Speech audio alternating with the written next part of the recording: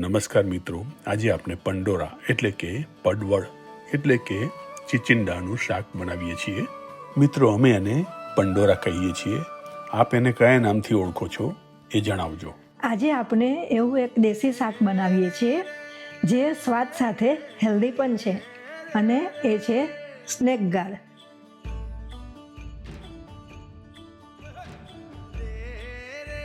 અને આપણે ધોઈ લીધા છે. હવે એને છાલ કાઢી લઈએ.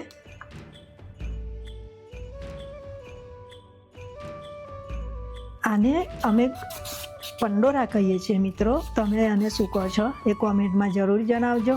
અને આપણા ભારતમાં આનાથી પણ ડબલ સાઇઝના મળતા હોય છે.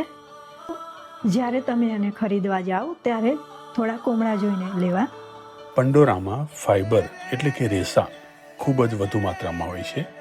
તે પાચન તંત્રને સાફ કરે છે, આંતરડાની ગતિવિધિ સુધારે છે અને કબજિયાત, ગેસ કે એસિડિટી જેવી સમસ્યાઓથી કાયમી છુટકારો અપાવે છે.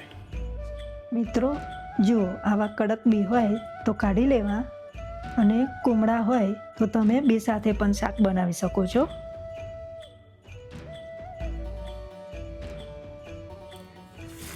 આપણે 1/4 કપ જેટલી અડદની દાળ લીધી છે. એને ધોઈ લઈએ.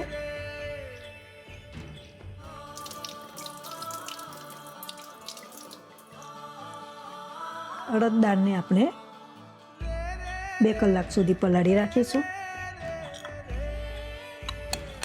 આ શાકમાં કેલરી ખૂબ જ ઓછી હોય છે અને તેમાં પાણીનું પ્રમાણ લગભગ 90% જેટલું હોય છે.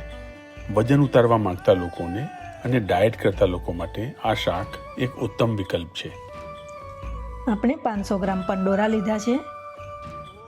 1/4 કપ અડદ દાળને આપણે પલાળી રાખેલી છે. 1 ચમચી મીઠું, 1 ચમચી હળદર, 1/4 ચમચી હિંગ, 2 ચમચી ધાણા જીરું પાવડર, 2 ચમચી લાલ મરચું પાવડર, 1 ચમચી જીરું અને 1 ચમચી રાઈ વાપરીશું. શાકનો વઘાર કરી લઈએ. 3 ચમચી જેટલું તેલ ઉમેરીશું. 1 ચમચી રાઈ ઉમેરીશું. 1 ચમચી જીરું ઉમેરીએ.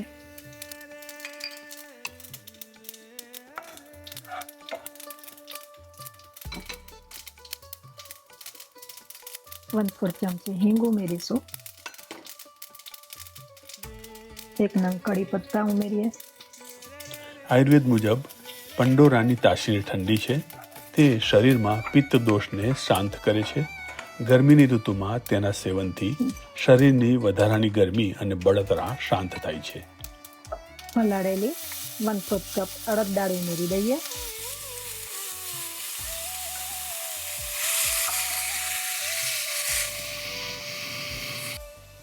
એક ચમચી હળદર પાવડર ઉમેરી દઈએ.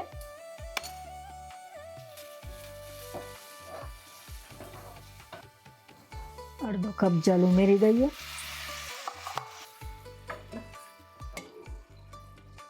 ઢાંકીને બફાવા દઈએ. હવે આપણે શાક ઉમેરવાનો સમય થયો છે. કાપેલા પંડોરા ઉમેરી દઈએ. પંડોરા એક કુદરતી મૂત્રવર્ધક તરીકે કામ કરે છે. તે શરીરમાંથી ઝેરી તત્વો એટલે કે ટોક્સિનને પેશાબ વાટે બહાર કાઢીને લીવર અને કિડનીને સાફ રાખવામાં મદદ કરે છે. આપણે અહીંયા 1 ચમચી મીઠું ઉમેરી દઈએ. પંડોરામાં રહેલું પોટેશિયમ બ્લડ પ્રેશરને નિયંત્રિત રાખવામાં મદદ કરે છે, હૃદયને સ્વસ્થ રાખે છે.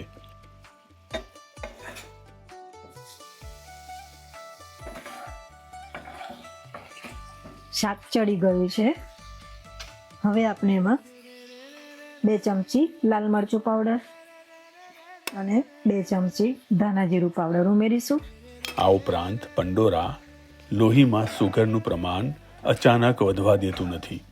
તેથી ડાયાબિટીસના દર્દીઓ માટે પણ તે અત્યંત સુરક્ષિત અને ફાયદાકારક છે. શાક તૈયાર થઈ ગયું છે. થોડા લીલા ધાણા ઉમેરી દઈએ.